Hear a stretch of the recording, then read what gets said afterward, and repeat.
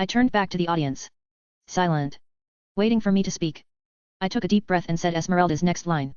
Phantom, why do you haunt this theater? Please tell me your story. I will not be afraid. The Phantom swept his cape behind him. His eyes were still locked on mine. His gloved hand still squeezed mine tightly, as if to keep me from escaping. I have lived under this theater for more than 70 years, he declared. My story is a sad one. You might even call it tragic, my fair Esmeralda. Please continue.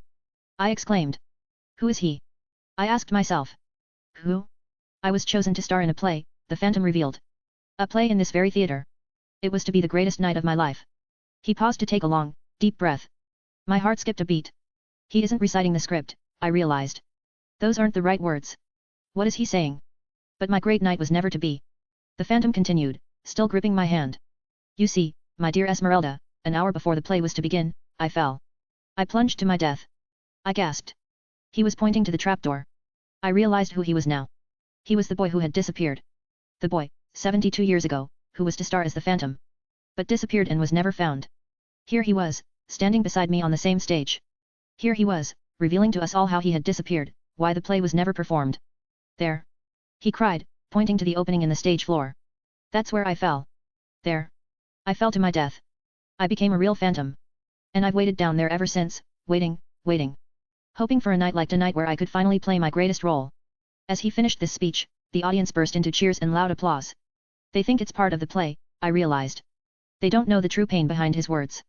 They don't know that he's revealing his true story to them. The Phantom took a deep bow. The applause grew even louder. The fog billowed over us both. Who is he? Who? The question repeated in my mind. I had to know the answer. I had to know who the Phantom was. As he stood up from his bow, I pulled my hand free of his. Then I reached up and tugged off his mask. Chapter 26. I squinted into the thick, blue fog, desperate to see his face. The bright spotlight flashed in my eyes, blinding me for a moment. In that moment, the Phantom covered his face with both hands. I reached to pull away his hands. No. He screamed.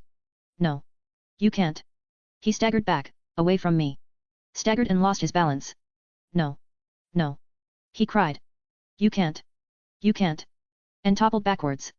Into the open trapdoor. And vanished in the swirling blue fog. I heard his scream all the way down. Then silence. A horrible, still silence. The audience rose to its feet and burst into loud applause and cries of bravo. They all thought it was part of the play. But I knew better.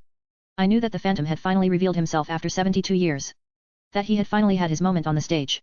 And that he had died all over again. As the curtain closed, muffling the excited cheers of the audience, I stood at the opening in the floor, my hands pressed to my face. I couldn't speak.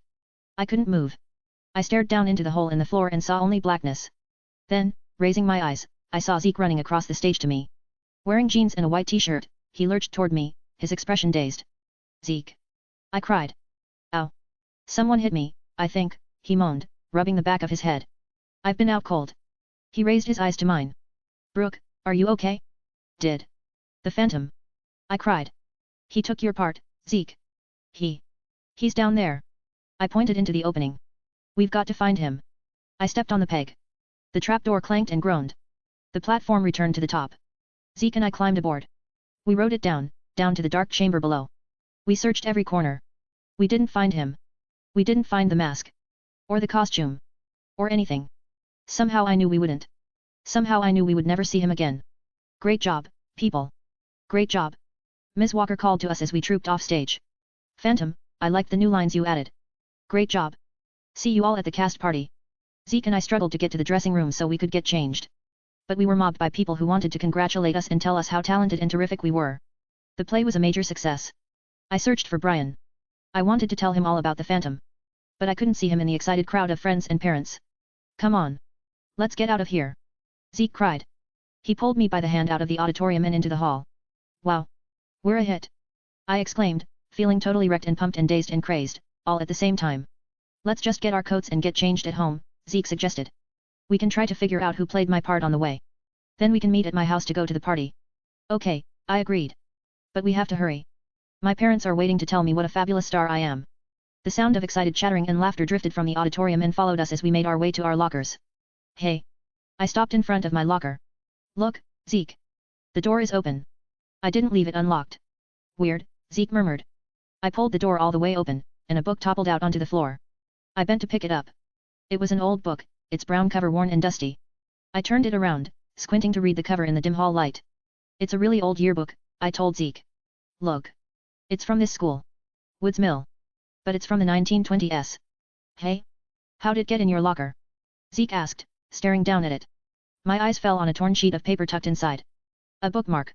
Gripping the heavy, old book in both hands, I opened to the pages marked by the bookmark. Wow! Zeke cried. I don't believe it. We were staring at a yearbook article about the play we had just performed. The Phantom to be performed in the spring, read the headline at the top. This must have been written early that school year, I said. We know the play was never performed. We know the whole story of what happened back then. Hold the book up to the light, Zeke instructed. Let's check out the pictures. I raised the book, and we both stared down at the small photographs that covered the 2 pages. Then we saw it. A small, blurred black and white photo of the boy who had won the starring role, the boy who was to play the Phantom. The boy who had disappeared. The boy was Brian.